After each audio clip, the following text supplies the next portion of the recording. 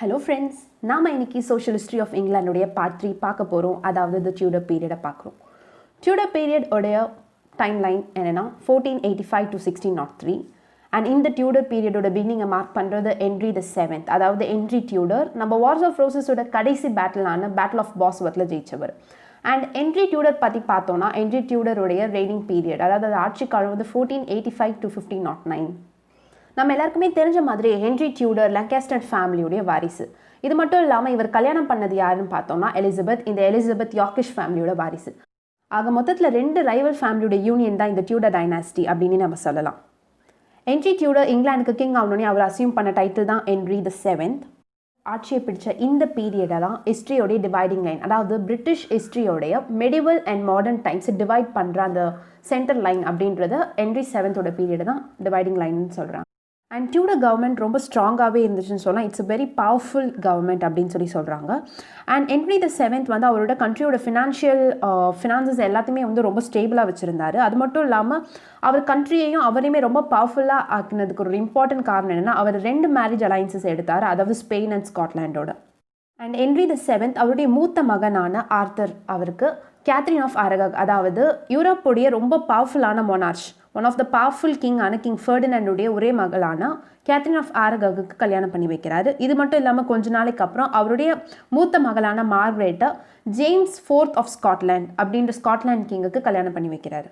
இந்த டியூடர் பீரியடோட எண்டில் இந்த 2 மேரேஜ் அலைன்சஸ் எவ்வளோ பெனிஃபிஷியலாக இருந்ததுன்றதை நம்ம பார்ப்போம். மேரேஜ் அலைன்சஸ் மட்டும் இல்லாமல் டியூடர் பீரியடோடைய ரொம்ப இம்பார்ட்டண்டான அடுத்த விஷயம் லேப்ரடோர் அண்ட் நியூ ஃபவுண்ட்லேண்டோட டிஸ்கவரி. அண்ட் இந்த 2 இடத்தையும் John Cabot and one of Henry's son, இவங்க 2 பேரும் சேர்ந்து தான் கண்டுபிடிச்சிருக்காங்க. அண்ட் இந்த டிஸ்கவரியோட யூஸ்ஃபுல்னஸ் கூட 16th centuryயோட எண்டில் தான் மக்களுக்கு புரிய வந்தது. அண்ட் இப்போ நம்ம நெக்ஸ்ட் பார்க்க போகிற king Henry the 8th. And இவருடைய ஆட்சி காலம் 1509 to 1547.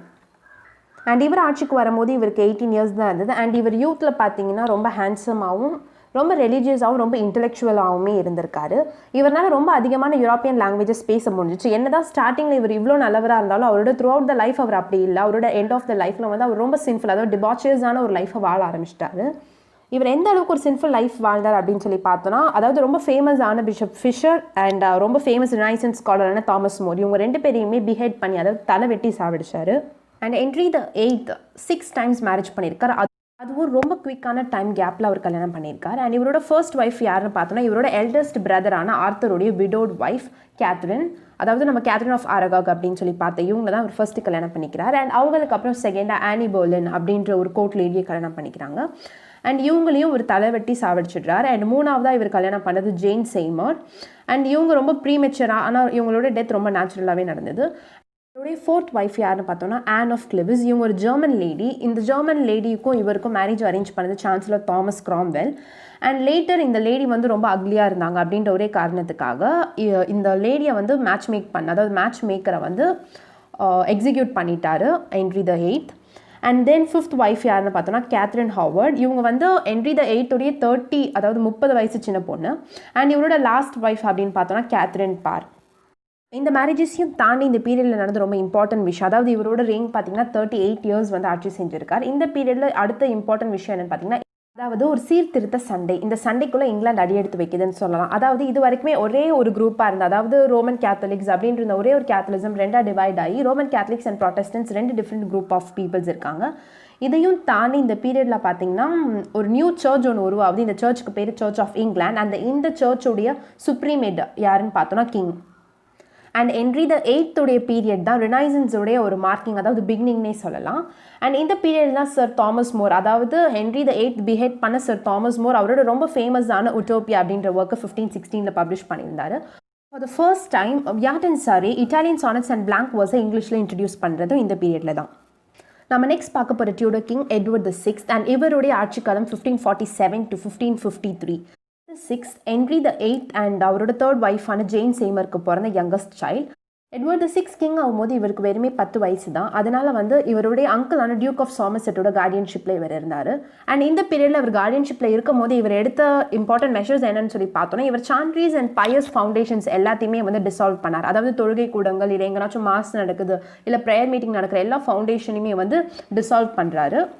பீரியடில் புதுசாக உருவான நேஷனல் சர்ச்சுக்காக ஆர்ச் பிஷப் தாமஸ் கிரான்மர் 1549 ஒரு காமன் ப்ரேயர் புக் ரெடி பண்ணுறார். அண்ட் இந்த காமன் ப்ரேயர் புக்கோட name book of common prayers.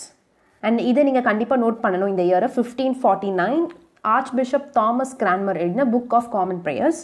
At last Edward the sixth கன்சம்ஷனால், அதாவது டியூபர்குலோசிஸ்னால 1553 இறந்துடுறாரு.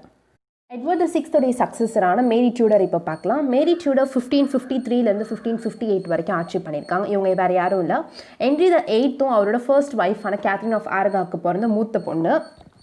இவங்க ஆட்சி காலம் ரொம்ப குறுகியது, அதாவது வெறும் ஒரு 5 ஆண்டு மட்டும்தான் இவங்க ஆட்சி செஞ்சுருக்காங்க. அப்படின்னு பார்த்தோமே இவங்க பீரியடில் ரொம்ப இம்பார்ட்டண்டான ஒரு விஷயமும் நடந்திருக்கு. இவங்களுடைய ஒரே எய்ம் என்னன்னு பார்த்தோன்னா ரோமன் கேத்தலிசமை வந்து ரிவைவ் பண்ணணும் இங்கிலாண்டில் அப்படின்ட்டு. ஏன்னா பிகாஸ் ரோமன் கேத்தலிக்ஸ்ன்ற அந்த ஒரே ஒரு அவங்களோட ரிலிஜன் வந்து 2ஆக பிரிஞ்சு ப்ரொட்டஸ்டனிசம் அண்ட் ரோமன் கேத்தலிசம் 2 இருந்துச்சு. அண்ட் இவங்க ரோமன் கேத்தலிசமுக்கு ஃபேவர் பண்ணி ரோமன் கேத்தலிசமே திரும்பி ரிவைவ் பண்ணணும் அப்படின்னு சொல்லி நினச்சாங்க.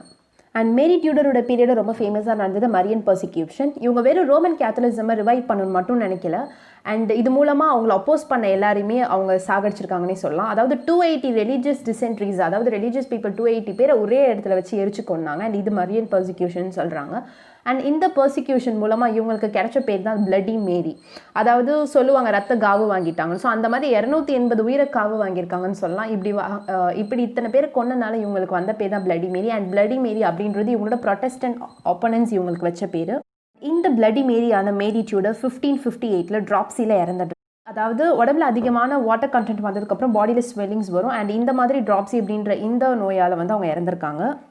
பிளடி மேரின்னு நேம் வாங்குற அளவுக்கு இவங்க எவ்வளோ கஷ்டப்பட்டு ரோமன் கேத்தலிசமை ரிவைவ் பண்ணணும்னு நினச்சாங்க. ஆனால் இவங்களுக்கு அப்புறம் வந்த சக்ஸஸரான இவங்களுடைய ஆஃப் சிஸ்டர் குவீன் எலிசபெத் இதை அப்படியே ரிவர்சலாக எடுத்துகிட்டு போனாங்க. அதாவது இவங்க எந்த அளவுக்கு ரோமன் கேத்தலிசமை ரிவைவ் பண்ணணும்னு நினச்ச ஆரம்பித்தாங்களோ அதே அளவுக்கு அப்படியே ஆப்போசிட்டாக குவீன் எலிசபெத் ப்ரொட்டஸ்டன்ட்டுக்கு ஃபேவர் பண்ணியிருந்தாங்க. டைனாஸ்டியோடைய எண்டுக்கு வந்துட்டோம். அண்ட் டியூடர் டைனாஸ்டியோடைய லாஸ்ட் குவீன் ஆனது குவீன் எலிசபெத். அண்ட் இவங்களுடைய ஆட்சி காலம் 1558 to 1603. One of the highest reigning குவீன்னே சொல்லலாம். Almost nearly of the century இவங்க ஆட்சி பண்ணியிருக்காங்க. அண்ட் இவங்களும் எல்லாருமே ரொம்ப பாப்புலராக வர்ஜின் குவீன் அப்படின்னு சொல்லி சொல்கிறாங்க. காரணம் என்னென்னா அவங்கவுங்க லைஃப் ஃபுல்லாகவே ஒரு ஸ்பின்ஸ்டராகவே வாழ்ந்தாங்க. குவீன் எலிசபெத்துடைய அப்பாவான ஹென்றி த எய்த் என்னதான் சர்ச் ஆஃப் இங்கிலாண்டை ஸ்டார்ட் பண்ணியிருந்தாலும் இந்த சர்ச்சுக்கு ஒரு ஸ்ட்ராங் ஃபவுண்டேஷன் அதை எஸ்டாப்ளிஷ் பண்ணது குவீன் எலிசபெத் தான். அண்ட் இவங்க இந்த ஸ்ட்ராங் ஃபவுண்டேஷன் மட்டும் இல்லாமல் ரொம்ப ஸ்ட்ராங்கான ரூல்ஸையுமே வச்சுருந்தாங்க இந்த சர்ச்சில். இருந்த எல்லா சர்ச்சஸுமே ஒரே காமன் ப்ரேயர் புக் தான் யூஸ் பண்ணுன்றதும் ஒரு ரூல். அண்ட் இன்னொரு இம்பார்ட்டன்ட் ரூல் என்னென்னு பார்த்தீங்கன்னா சர்ச்சில் அட்டெண்டன்ஸ் மெயின்டைன் பண்ணாங்க. அதாவது எல்லா சண்டேஸையும் எஸ்பெஷலாக எல்லா ஆப்ளிகேட்டரி டேஸ்லையுமே வந்து சர்ச்சில் வந்து எல்லாருமே அவங்க அட்டெண்டன்ஸ் கொடுக்கணும். அதாவது எல்லாருமே ப்ரெசென்ட்டாக இருக்கணும். அண்ட் யாராச்சும் அந்த டிஃபால்ட்டர்ஸ் இருந்தாங்கன்னா, வராமல் ஆப்சென்ட் ஆகிருந்தாங்கன்னா அவங்க எல்லாருமே ஃபைன் ஒன்று பே பண்ணணும் அப்படின்ற அளவுக்கு ரூல்ஸ் இருந்தது. அண்ட் இது மட்டும் இல்லாமல் இங்கிலாண்டில் இருந்த அந்த எல்லா சர்ச்லையுமே ப்ரீச் பண்ணுறது ப்ரே பண்ணுறது எல்லாமே தான் பண்ணணும். அண்ட் அது மட்டும் இல்லாமல் இந்த கிளர்ஜிமேன், அதாவது இந்த ப்ரேயர் பண்ணுற இந்த ப்ரீச்சர்ஸ் எல்லாருமே பார்த்தீங்கன்னா மேரிடாவோ இல்லைனா அதாவது சொசைட்டியில் பீப்புளோட ரொம்ப க்ளோஸ் கான்டாக்டில் இருக்கவங்களா இருக்கணும் அப்படின்ற ரூல்ஸ் இருந்தது. எஸ்டாப்ளிஷ் பண்ண இந்த சர்ச்சை விட்டு 2 செக்ஷன்ஸ் ஆஃப் பீப்புள் தங்களே வெளியிலே வச்சுக்கிட்டாங்க. அந்த 2 செக்ஷன்ஸ் யாருன்னு பார்த்தோன்னா ஒன்று ரோமன் கேத்தலிக்ஸ், இன்னொன்று Puritans. 2 section of people queen எலிசபெத்தோட பீரியடில் ரொம்ப அதிகமாகவே சஃபர் பண்ணாங்க. இந்த நீண்ட ஆட்சி காலத்தில் ரொம்ப அதிகமான ப்ரோக்ரஸ் இங்கிலாந்து இருந்தது. எல்லா வகையிலுமே இங்கிலாந்து ப்ரோக்ரஸ் ஆகிட்டு இருந்ததுன்னு சொல்லலாம். அண்ட் இந்த பீரியடில் ரொம்ப கிரேட் லிட்ரரி ஃபிகர்ஸான Edmund Spenser, William Shakespeare, Christopher Marlowe, Ben Jonson, George Chapman, Philip Sidney and இவங்க எல்லாருமே அவங்களோட மாஸ்டர் பீசஸை ப்ரொடியூஸ் பண்ணாங்க. பீரியடில் இருந்த one of the greatest work என்னென்னு பார்த்தோன்னா நம்ம ஸ்பென்சர் எழுதின ஃபேரி குவீன். குவீனில் க்ளோரியானா அப்படின்ற கேரக்டர் குவீன் எலிசபெத் தான் சிம்பிளைஸ் பண்ணுது.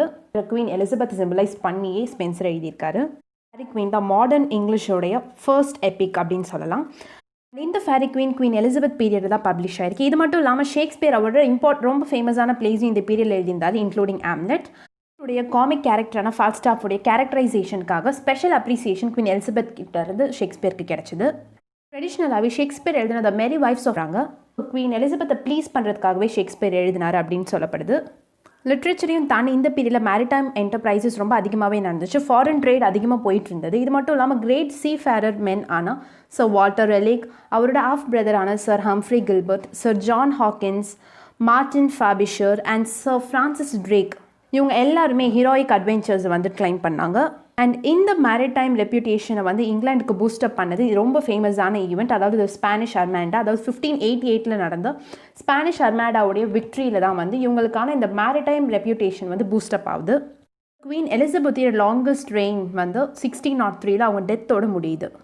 குவீன் எலிசபெத் ஒரு ஸ்பின்ஸ்டராகவே அவங்க இறப்பு வரைக்கும் வாழ்ந்தனால டியூடர் டைனாஸ்டி அவங்களோடவே முடிஞ்சிருதுன்னு சொல்லலாம். அண்ட் ஆல்மோஸ்ட் நாம் இந்த வீடியோவில் டியூடர் பீரியட் 1485 to 1603 பார்த்துருக்கோம். அண்ட் நெக்ஸ்ட் வீடியோவில் ஸ்டூவர்ட் பீரியட் பற்றி பார்க்கலாம். அண்ட் இந்த வீடியோவை ரொம்ப பேஷன்ஸோடு பார்த்தவங்க எல்லாருக்குமே நன்றி.